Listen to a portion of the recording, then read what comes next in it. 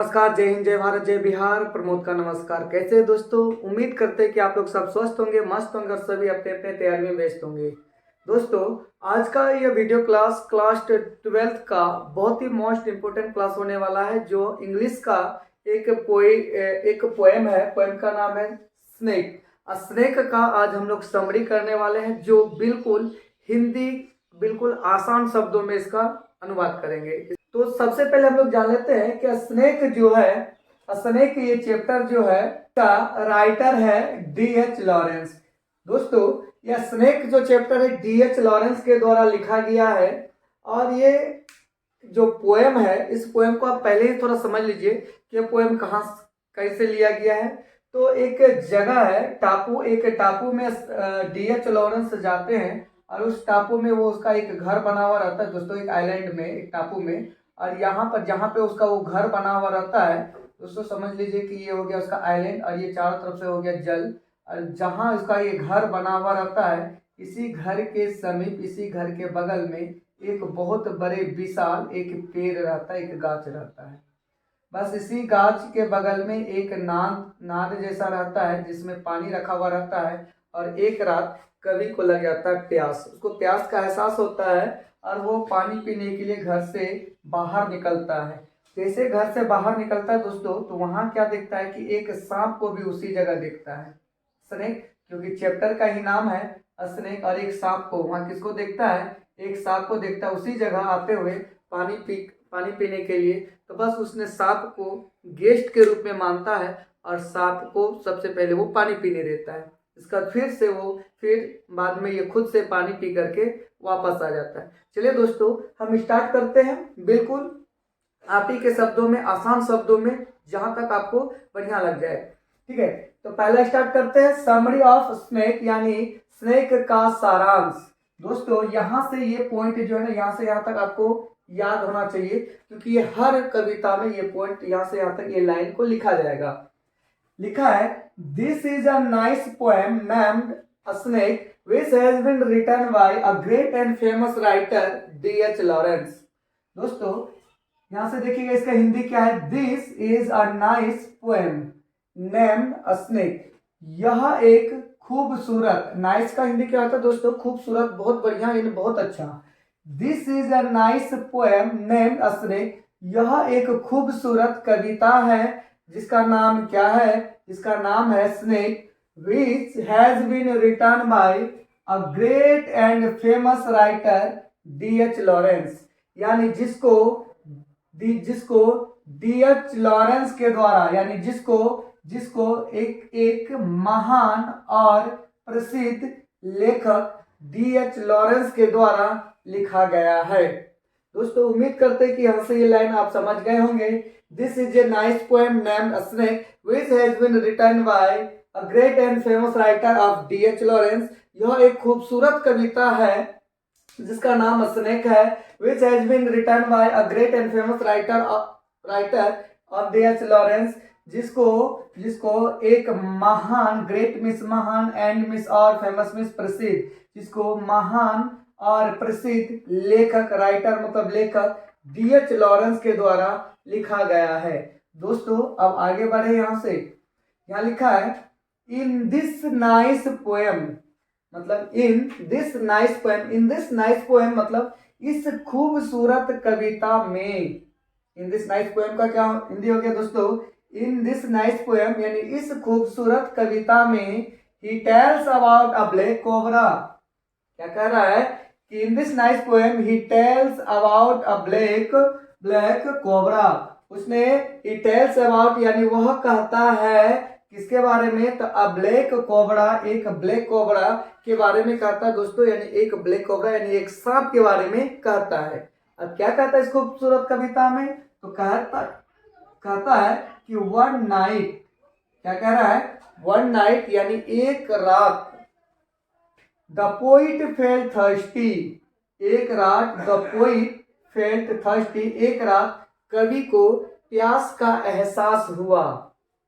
जब प्यास का एहसास हुआ, यानी उसको ऐसा लगा कि प्यास लगा, तो he came out to drink water, he came out to drink water, वह पानी पीने के लिए बाहर आया। He came out to drink water, वो पानी पीने के लिए कहाँ आया, तो बाहर आया। But to his great surprise, जैसे ही वो बाहर आया उसको ग्रेट सरप्राइज मिला। ग्रेट सरप्राइज यानी क्या होता है कि अचानक उसको कुछ मिला। क्या मिलता है, तो आगे देखेंगे कि ही saw, उसने देखा, है ना, ही saw a snake coming to drink water there, उसने देखा, ही saw a snake coming to drink water there, उसने एक सांप को देखा। क्या देखा सांप को, कि जहां वो पानी पीने के लिए जा रहा था ठीक उसी जगह उसने एक सांप को भी आते हुए उसी जगह देखा, यानी सांप भी उसी जगह क्या करने आ रहा था, तो पानी पीने के लिए आ रहा था। आगे क्या है कि the snake looked good silent and peaceful. वाह, अब ये सांप जो था दोस्तों, सांप के बारे में क्या कह रहा है, पोइट क्या कह रहा है कि the snake looked good, the snake looked good silent and peaceful. The सांप जो था देखने में कैसा था, अच्छा था, साइलेंट था, और क्या था, पीसफुल था, यानी ये शांतिपूर्ण था। The poet did not become afford at all. सुनिए दोस्तों, ये लाइन क्या कह रहा है कि द पोइट यानी कवि, डिडंट या डिड नॉट, अलग अलग पढ़ेंगे तो did not, didn't become afford at all. At all का मतलब होता है तनिक सा, यानी जरा सा, यानी कभी जो सांप को जो देखा, सांप को देख करके कभी जो है ना तनिक सा यानी जरा सा भी नहीं डरा। दोस्तों, इससे पहले ही तो कहानी में हम समझा दे कि सांप को उसने क्या मानता है, तो वो गेस्ट मानता है। और सांप ऐसे भी देखने में क्या था, तो सांप देखने में क्या था, लुक्ड गुड साइलेंट एंड क्या था, ये पीसफुल था। और जो पीसफुल यानी सांप बिल्कुल फुफकार नहीं रहा था, बिल्कुल शांतिपूर्ण था, बिल्कुल शांति से था। और सांप को उसने गेस्ट माना, जिस कारण उसने और सांप से वो नहीं डरा। फिर क्या बोलता आगे, क्या तो हो गया, he decided to take rest, उसने डिसाइड किया, उसने विचार किया, डिसाइड करना ने विचार करना, ठीक है, विचार किया, क्या डिसाइड किया, टू टेक रेस्ट यानी थोड़ा सा आराम कर ले, यानी टेक रेस्ट कर ले, थोड़ा आराम कर ले। There but the voice of education told him. दोस्तों यहां से देखिएगा, there but the voice of education, voice of education का मतलब होता है यानी अंतर आत्मा से आवाज निकालना, यानी मन में, मन से ही आवाज निकलना। जैसे नहीं होता है कि जैसे आप काम कर रहे हैं, अपने मने मन जो बात सोचते हैं, तो उसे वैसे जब वो रुका तो उसके मन से एक आवाज निकला, अपने आप में वो सोचा, अपने आप से, यानी उसके अंदर आत्मा से आवाज निकलता है। क्या निकलता है कि him that if he were not covered that hit the snake, क्या बोल रहा है कि that if he were not covered then hit the snake, यदि वो सांप से नहीं डरता, सांप से यदि वो नहीं डरता तब वो सांप को क्या कर देता, तो सांप को हिट करता है, यानी सांप को चोट पहुंचाता है, यानी सांप को वो मारता।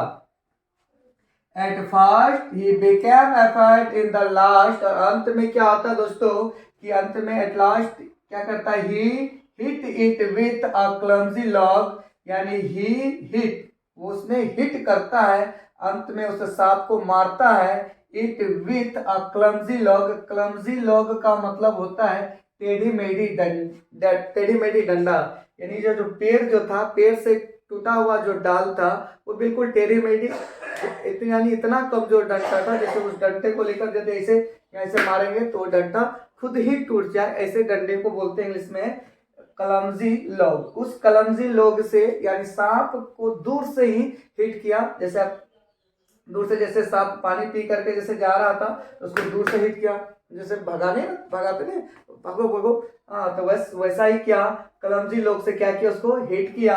और जैसे हिट किया and it moved its body and went into the hole of ground. और वैसे सांप को जैसे हिट किया तो सांप ने स्नेक ने मूव होना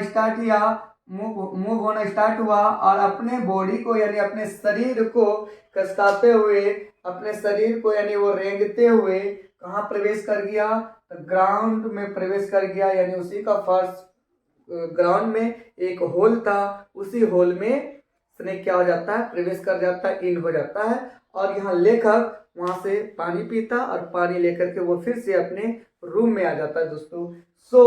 so this is a nice poem, इसलिए यह एक खूबसूरत कविता है। दोस्तों आपको यह क्लास कैसा लगा? वीडियो को यदि अच्छा लगा हो तो आगे शेयर कीजिएगा, हो सके आपका एक शेयर से किसी का भलाई हो जाए। ओके, मिलते हैं नेक्स्ट वीडियो में, तब तक के लिए जय हिंद।